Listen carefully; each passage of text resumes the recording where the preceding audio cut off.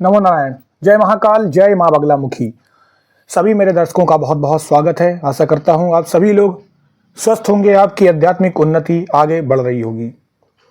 आज के मेरे वीडियो का टॉपिक है कि आपके पूजा के दीपक में फूल क्यों बनता है और उस फूल का क्या करें, कैसे प्रयोग करें। जो लोग भी पूजा साधना में हैं, एक समय ऐसा आता है कि उनके पूजा के दीपक में फूल बनता है, आकृतियां बनती हैं अलग अलग। जो लोग दीपक नहीं जलाते हैं वो लोग कृपया ध्यान से सुने कि दीपक और पानी का लोटा आपके लिए सबसे इंपॉर्टेंट चीज होती है। अपने पहले के वीडियो में जो लोग मुझसे जुड़े हुए हैं उनको मैंने कई बार बोला हुआ है, और अगर आपने नहीं सुना है कोई बात नहीं, इस बार फिर से सुन लीजिए।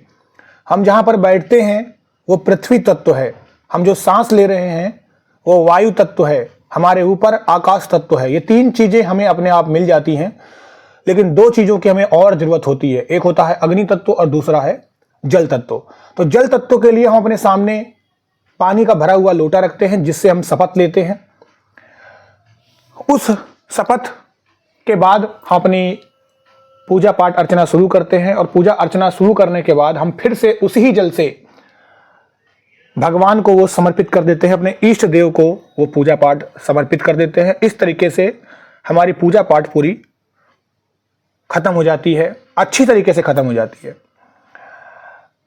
और आपके सामने जो दीपक होता है वो अग्नि तत्व है, वो कर्म साक्षी दीपक होता है। इसी में भगवान विराजमान होते हैं। यही दीपक की ऊर्जा आपके इर्द गिर्द नकारात्मक शक्ति है उसको आने नहीं देती है। यही दीपक की ऊर्जा आपके भगवान के श्री चरणों तक पहुंचती है, और इसी में भगवान के गण सबसे पहले विराजमान होते हैं। भगवान की छत्र छाया विराजमान होती है। इसीलिए आपको पूजा अर्चना साधना में बहुत सारी आकृतियां देखने को मिलती हैं। अब ये आकृतियां कई प्रकार की हो सकती हैं।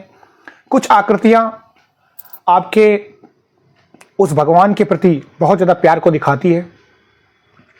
जिस भी भगवान को आप सबसे ज्यादा मानते होंगे उसी प्रकार की आकृतियां बनेंगी, या जो भगवान आपसे खुश होंगे वो आकृति भी बन सकती हैं। इसके अलावा कुछ इंडिकेशंस भी आपको इस दिए के माध्यम से मिल सकते हैं। शुरू में आपको केवल फूल देखने को मिलता है, बाद में त्रिशूल, शंख, चक्र, इवन भगवान, एनिमल्स, कई प्रकार की आकृतियां मिलती हैं। और ऐसे बहुत से कम लोग हैं जिनको ये आकृतियां देखने को मिलेंगी विभिन्न प्रकार की, वरना ज्यादातर तो फूल बनता है। आपके पिछले जन्म के कर्म, आपकी उस पूजा पाठ में श्रद्धा, तब भी ये ऐसी चीजें मिलती हैं। लेकिन जो लोग बहुत समय से साधना करते आ रहे हैं, जिनकी साधना बहुत लंबी है, उनके उसमें भी ये चीजें उन्हें देखने को मिलती हैं। तो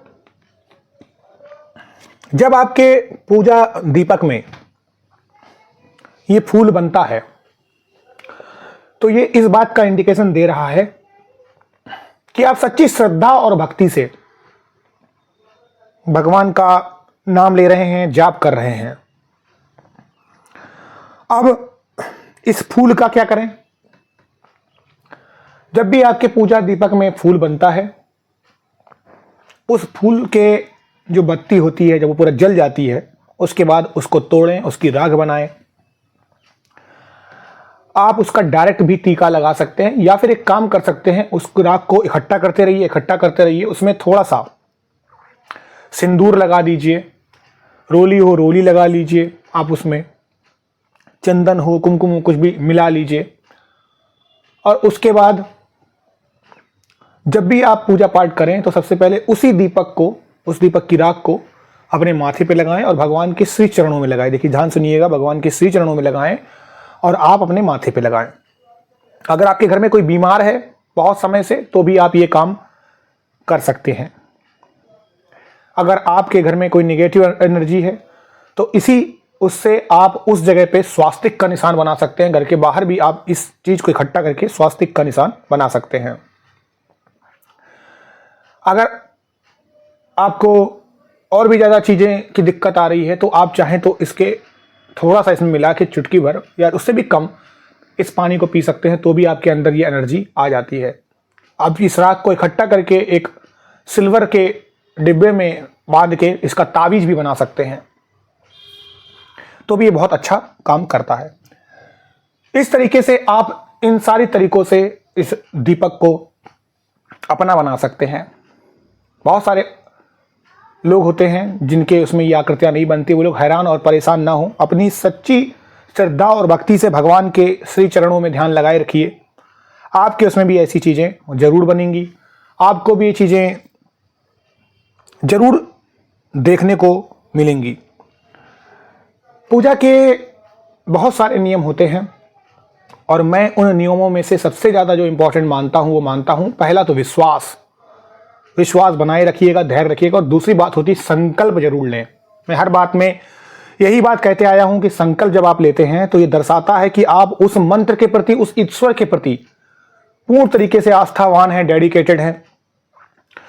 और ये चीज ये भी दर्शाती है कि आपको जिंदगी में वास्तविकता में क्या चाहिए और किस काम के लिए आप यह साधना स्टार्ट कर रहे हैं। अब साधना के अलग अलग नियम हो सकते हैं। कोई भौतिक साधना चाहता है, कोई चाहता है कि सिर्फ ईश्वर से हमें मोक्ष मिल जाए। तो आपका संकल्प चाहे कोई भी हो, कोई भी तरीका हो, लेकिन डेडिकेशन जो होता है आपका वो बहुत जरूरी होता है। जो लोग मेरे चैनल पे नए आए हैं, मेरे चैनल को लाइक और सब्सक्राइब करें। जो लोग पुराने से हैं उन लोगों का बहुत बहुत प्यार और शुक्रिया यहाँ तक आने के लिए। नमो नारायण, जय महाकाल, जय मां बगलामुखी।